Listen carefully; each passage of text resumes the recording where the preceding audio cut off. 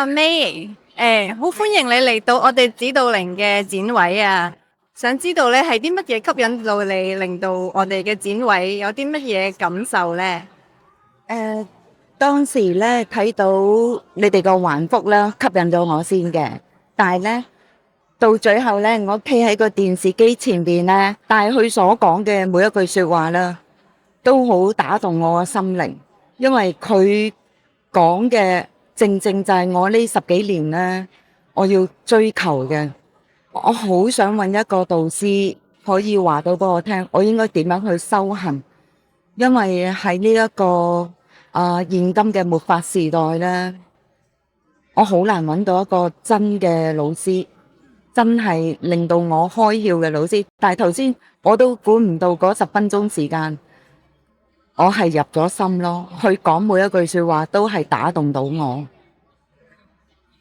阿媽，你真係好有緣分，好有慧根啊！咁樣可唔可以介紹下？咁你過往係有啲乜嘢修學嘅一啲經歷啊？咁覺得我哋指導靈嘅講法同其他嘅你以前學過、接觸過嘅嘢有啲乜嘢唔同呢？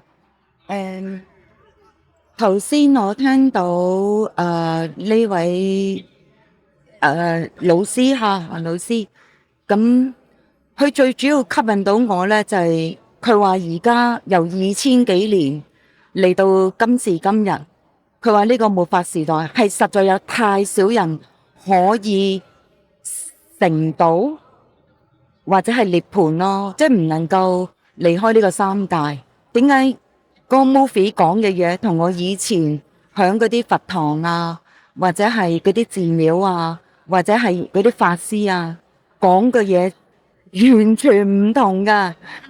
我以前聽得好多，但係一直都唔明解啊。但係頭先個 movie 嗰度我就明咗啦，好神奇啊！佢係講啲嘢令到我突然間叮一聲明白咗好多咯，係啦。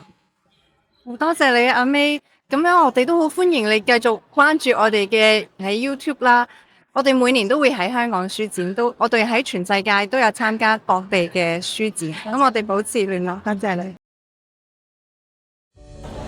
指導靈來了，指導靈來了。